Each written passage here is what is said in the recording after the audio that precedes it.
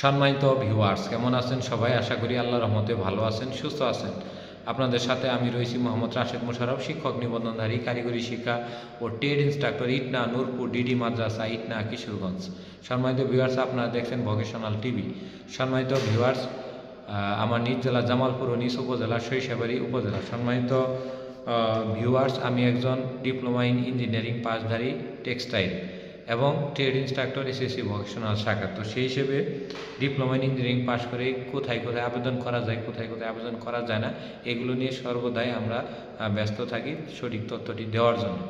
তো আমাদের এই চ্যানেলে আমরা শিক্ষক নিবন্ধন রিলেটিভ এবং কারিগরি শিক্ষা নিয়ে শুধুমাত্র ভিডিও দিই। আমাদের সকল ভিডিও প্রায় 98% ভিডিও কারিগরি শিক্ষা এবং শিক্ষক নিবন্ধন, এবং 2% ভিডিও হচ্ছে সরকারি চাকরি সম্পর্কিত। তো যাই হোক, সম্মানিত ভিউয়ার্স, যারা ডিপ্লোমা ইন ইঞ্জিনিয়ারিং অধ্যয়নরত আছেন বা পড়াশোনা করেছেন বয়স 18 থেকে 35, তারা অবশ্যই আমার চ্যানেলটি সাবস্ক্রাইব করবেন। এখন বিষয় আসি, ডিপ্লোমা ইন ইঞ্জিনিয়ারিং পাস করে 3 বছর মেয়াদি ডিগ্রি কোর্সে এবং 4 বছর মেয়াদি অনার্স কোর্সে ভর্তি হওয়া যায় কি? জি, 3 বছর মেয়াদি ডিগ্রি কোর্সে আপনি ডিপ্লোমা ইন ইঞ্জিনিয়ারিং পাস করে ভর্তি হতে পারবেন। জাতীয় ভার্সিটির অধীনেও হতে পারবেন এবং বেসরকারিতেও হতে পারবেন।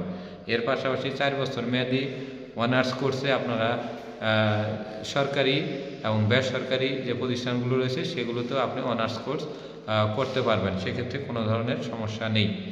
তবে ডিপ্লোমা ইন ইঞ্জিনিয়ারিং পাস করে সবাই বিএসসি ইন ইঞ্জিনিয়ারিং করে, তো সেক্ষেত্রে আপনি উন্মুক্ত থেকেও ভর্তি হতে পারবেন। তাই আমি যে বিষয়টি বললাম যে ডিপ্লোমা ইন ইঞ্জিনিয়ারিং পাস করে এখানে ডিগ্রি কোর্সেও আপনি ভর্তি হতে পারবেন এবং অনার্স কোর্সেও ভর্তি হতে পারবেন এবং পাসও করতে পারবেন, এবং তখন আপনি কিন্তু অনার্সের সমমান পাবেন। এর পাশাপাশি যে কোনো সরকারি চাকরি যেগুলো ইন্টার পাস সমমান চায় সেগুলোতে আপনি ডিপ্লোমা ইঞ্জিনিয়ারিং পাসকারী থাকলে আবেদন করতে পারেন। ডিপ্লোমা মানে যে আপনি শুধু উপসহকারী পদে আবেদন করেন, বিষয়টি এরকম নয়।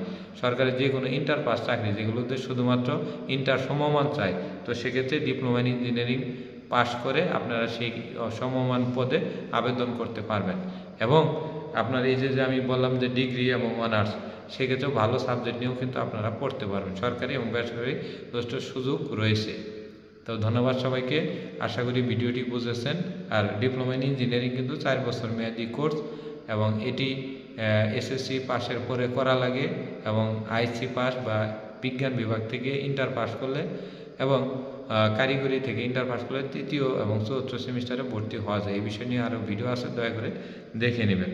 তো সর্বমোট এক কথায় সেটি হলো অনার্স কোর্সও করা যায়, ডিগ্রি কোর্সও করা যায় ডিপ্লোমা ইন ইঞ্জিনিয়ারিং পাস করে।